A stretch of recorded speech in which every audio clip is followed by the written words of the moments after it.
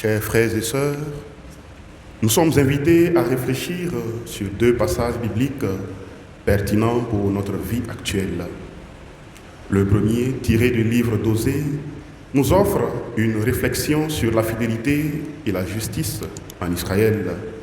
Le second, extrait de l'Évangile selon saint Matthieu, nous parle de l'appel et de la mission des 12 apôtres. Ces textes nous offrent une opportunité de plus pour réfléchir sur notre relation avec Dieu, notre vocation et engagement chrétien dans nos milieux de vie. Ainsi, dans le passage du livre d'Osée, nous voyons une image d'Israël, une vigne luxuriante qui, au lieu de rendre grâce à Dieu pour ses bénédictions, se tourne vers les faux dieux, embellissant les autels des idoles.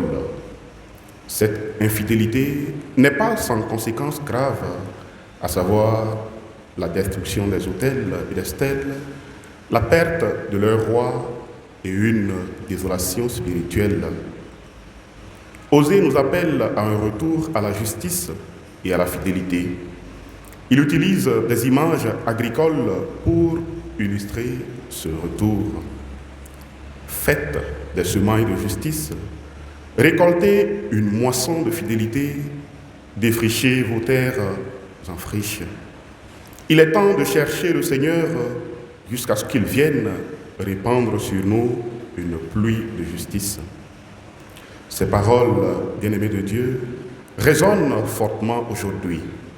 Dans notre société moderne, nous aussi pouvons être tentés de nous tourner vers des faux dieux, qu'ils soient matériels ou immatériels, ou toute forme d'idolâtrie. Osée nous rappelle que ces chemins mènent à la désolation. Pour éviter cette désolation, nous sommes appelés à déchiffrer nos cœurs, à semer la justice et à vivre la fidélité avec le Seigneur. Dans l'Évangile selon saint Matthieu, Jésus appelle ses 12 disciples et leur donne le pouvoir d'expulser les esprits impurs et de guérir toute maladie et infirmité. Il les envoie en mission avec des instructions précises. Allez vers les brebis perdues de la maison d'Israël et proclamez que le royaume des cieux est tout proche. Cet appel de Jésus à ses apôtres est un moment crucial. Jésus leur confie non seulement un pouvoir spirituel, mais aussi une mission spécifique, celle de porter l'annonce du royaume de Dieu. Il les envoie non vers les nations païennes ou vers les Samaritains, mais vers leur propre peuple, les brebis perdues d'Israël. Jésus leur donne une mission qui commence au sein de leur propre communauté, soulignant ainsi l'importance de commencer par ceux qui sont proches de nous. En écoutant cet évangile, nous pouvons nous demander comment nous répondons à l'appel de Jésus dans notre propre vie.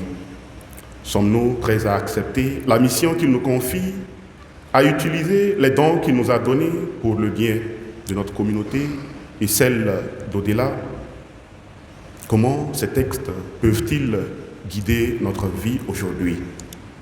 Premièrement, nous devons répondre à l'appel de Jésus. Comme les apôtres, nous sommes appelés à une mission. Cette mission peut prendre de nombreuses formes, à savoir aider ceux qui sont dans le besoin, apporter du réconfort à ceux qui souffrent ou simplement être une présence aimante et bienveillante dans notre communauté.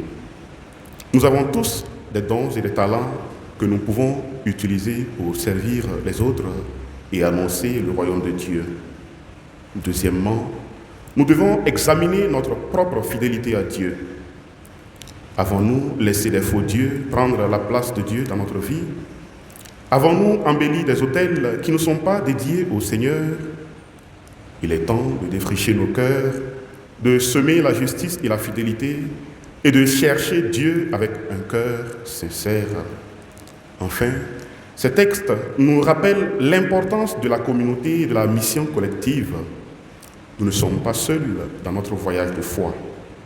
Comme les apôtres, nous sommes envoyés en mission ensemble, soutenus par la prière et la communion des saints.